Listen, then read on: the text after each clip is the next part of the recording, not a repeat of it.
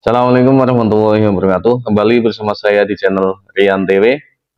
Penjajahan Indonesia itu sudah sangat cukup lama, ya, dimulai dari Portugis, kemudian penjajahan yang lainnya disusul Belanda yang sudah menjajah Indonesia selama 350 tahun. Kemudian yang terakhir disusul oleh Jepang yang kurang lebih 3,5 tahun. Segitu lamanya di Indonesia itu dijajah, yang pasti kenapa Indonesia itu dijajah sejak dahulu kala. Kenapa orang-orang seperti orang-orang Eropa yang sekarang tergabung dalam Uni Eropa itu menjajah Indonesia? Pasti dipastikan karena ada komoditas di Indonesia yang sangat menggiurkan. Katakanlah dulu motivasi orang-orang Eropa menjajah ke Indonesia itu adalah untuk rempah-rempah yang sangat diminati oleh orang-orang Eropa, yang dimana ketika di Indonesia itu dibeli murah, kemudian dijual di Eropa itu dalam harga yang sangat tinggi sekali, tidak sebanding dengan harga yang di Indonesia. Ini sangat miris sekali, dan ini dijajah kurang lebih 350 tahun, dilanjutkan Jepang, dan sampai sekarang ini kondisinya ini sebenarnya secara tidak langsung, ya, walaupun ini bukan penjajahan secara ekspansi seperti dahulu yang orang-orang Eropa datang ke Indonesia melalui organisasi dagangnya yang saat itu VOC, ya. Tapi sekarang ini seperti masih kita rasakan, ya, seperti apa yang dikatakan oleh Jokowi, ini adalah penjajahan modern di mana kita harus ekspor, ya, dipaksa oleh ekspor. Kalau zaman dulu kala di Indonesia dijajah dengan kita harus menanam paksa, ataupun kita harus menanam kemudian menjualnya ke orang Eropa dengan harga rendah ataupun tidak dihargai sama sekali. Tapi zaman sekarang kita disuruh ekspor sumber daya alam Indonesia dengan harga yang sangat murah, dan ini eh, di masa pemerintahan Jokowi ini sebenarnya ada program hilirisasi nikel yang intinya di situ nanti akan meningkatkan nilai nikel, bukan dijual ataupun diekspor dalam kondisi mentah, tapi akan dijual dalam kondisi setengah jadi, ataupun yang sampai sekarang itu sudah digembur-gemburkan di Indonesia banyak sekali perusahaan, pabrik-pabrik ataupun shelter-shelter yang sudah dibangun. Katakanlah sekarang yang terbaru itu, yang kemarin sudah diresmikan, itu ada pabrik baterai yang ada di Batang, itu sudah itu kerjasama dengan salah satu perusahaan internasional yang sekarang, ya, itu membuat pabrik di Indonesia. Dan ini sebenarnya tujuan Jokowi yang ingin agar nilai sumber daya alam ini, nilai-nilai barang-barang ini tidak dijual dalam kondisi murah, yaitu dengan memproduksi di Indonesia kemudian dijual ke luar negeri dalam kondisi setengah jadi ataupun sudah jadi. Tentunya ini, ya, barang ekspor dalam kondisi mentah yang sekarang dijual ibaratnya per tahun Indonesia cuma mendapatkan satu miliar dolar US. Tapi ketika ini diolah kemudian menjadi setengah barang jadi, ini nilainya sudah sangat berlipat-lipat kali, ya, bisa sampai sekitar sampai 200 miliar dolar di Amerika, itu seperti itu. Dan ini tidak gimana-gimana, ya, dan akhirnya ini membuat gerah Uni Eropa, karena di awal-awal tahun ini, tahun 2002 ini, Jokowi melarang yang namanya melarang ekspor nikel dalam kondisi mentah.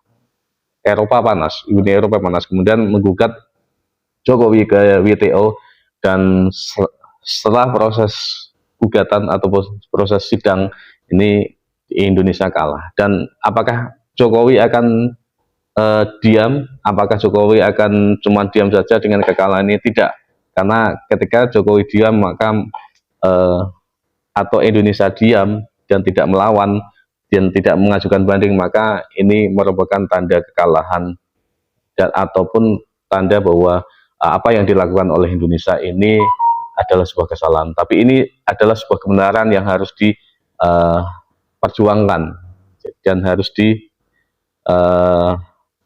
diyakini bahwa di Indonesia ini akan bisa menjadi negara maju seperti itu. Dan ini adalah salah satu jalan di mana produk-produk di Indonesia ya produk-produk sumber daya alam di Indonesia ini tidak dijual dalam kondisi mentah dan harus dijual dalam kondisi setengah jadi, minimal setengah jadi, kalau bisa barang yang sudah jadi siap pakai itu baru diekspor ke luar negeri.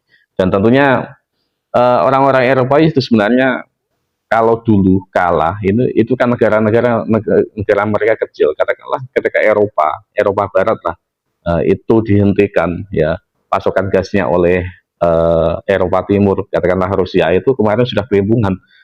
Dan ini Jokowi malah menambahi ya untuk menghentikan ekspor nikel, malah tambah panas ini. Akhirnya mereka buka tapi Indonesia kalah dalam bangga. Dan apa yang akan dilakukan Jokowi yaitu mengajukan banding, yang jelas seperti itu.